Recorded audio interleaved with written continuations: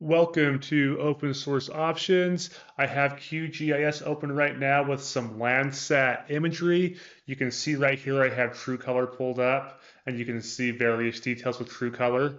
But if I turn off this True Color and show you this color infrared image, you see that healthy vegetation pops in red and water starts to pop in those dark blue colors.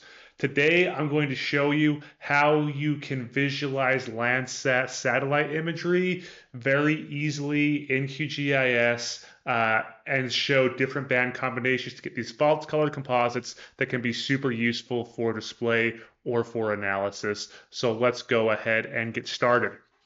But first, make sure you know how to download Landsat data. I showed you how to do that in a previous video. We're going to be working with those downloaded data. The second thing, go check out opensourceoptions.com. There may not be courses there yet, but I am working on the first course that's going to be there. All the courses on opensourceoptions.com are going to be completely free. Okay, that's how we're going to do it. Free courses, free GIS, remote sensing, and programming courses for everyone. The catch, it's going to be slow coming out because it's just me working on them, but they will be quality professional courses. Now, into the Landsat data. I'm just going to start a whole new project here to show you how to do this from the beginning. So I'm going to go in, I'm going to grab some downloaded Landsat data.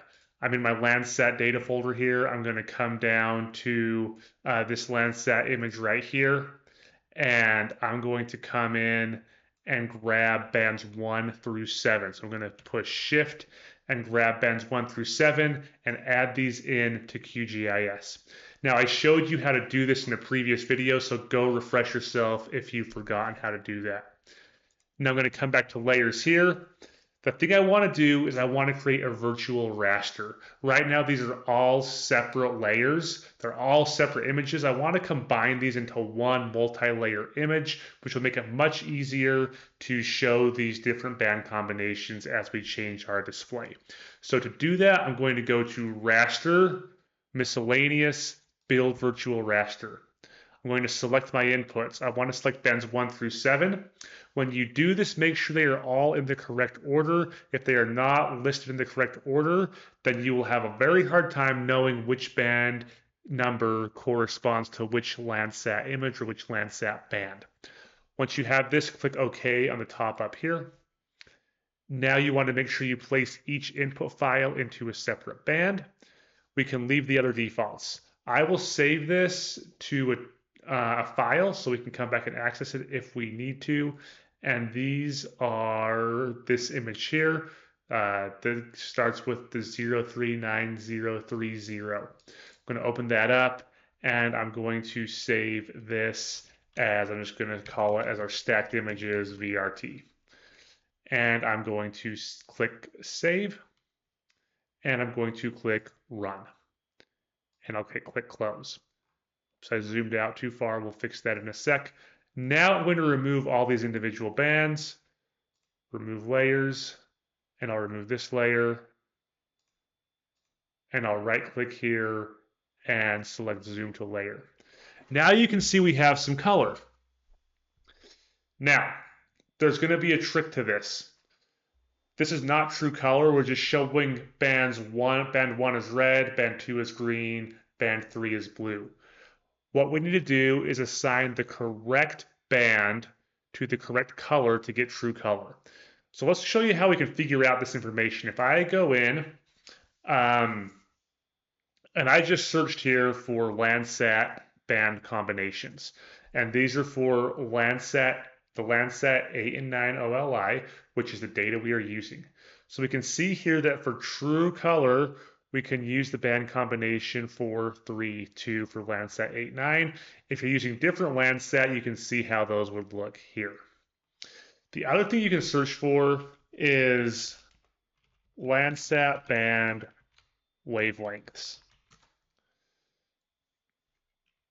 And we can come to Landsat 8 and take a look at this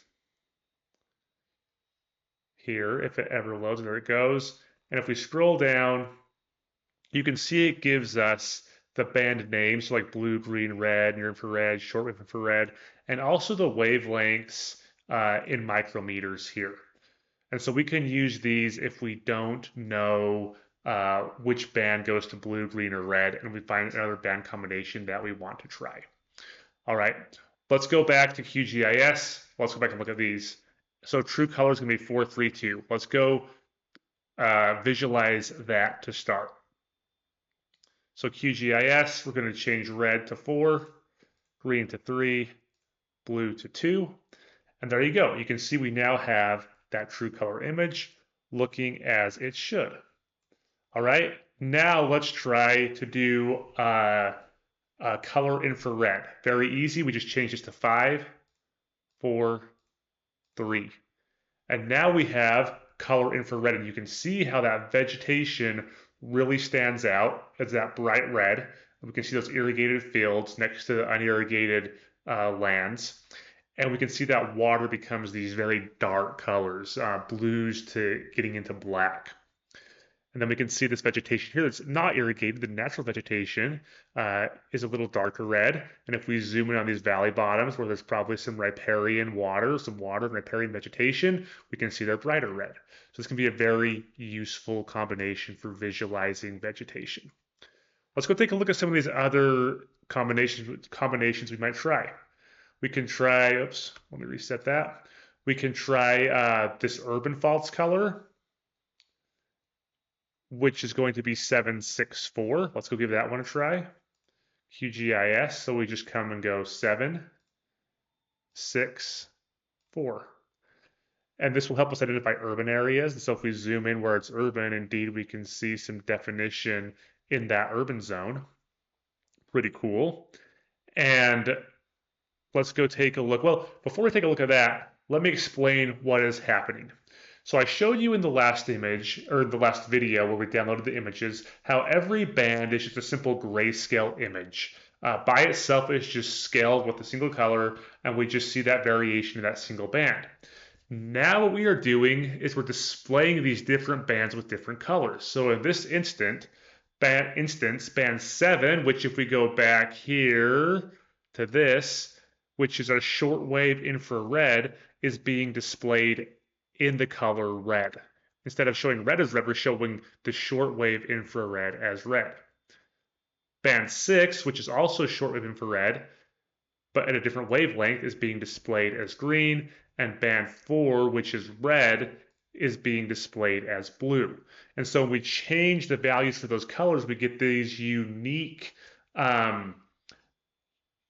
color hues describing different land cover types. So it's a really cool way to visualize our data. All right, let's go take a look at another one of these color combinations. And let's try this one for vegetative analysis, which is going to be 654. Let's go back to QGIS. And again, we'll just change this to 6, this to 5, and that to 4. And here you can see we get the vegetation popping out in green on some of those unvegetated or drier areas coming out in that pink color. This is a really neat way to look at things. Again, our water is very dark. It absorbs most of the light from band 6 and 5. That's a really neat way to see our vegetation. And if you notice the last one, we'll take a look at this. We can just change that to 754 for our shortwave infrared. And we're going to get a very similar result. But you'll notice here, let's look at this one particular area.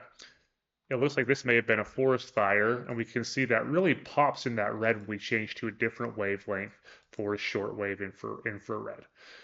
Okay, so you can see how visualizing Landsat data with these different band combinations and these different false color composite images can give you a lot of information without conducting a formal analysis. All right, everyone, thanks for watching. I hope you found this useful. I hope that this helps you understand Landsat imagery a little better and helps you make some great visualizations. If you have questions or suggestions for other videos, leave them in the comments below. Again, thanks for watching and have a wonderful day.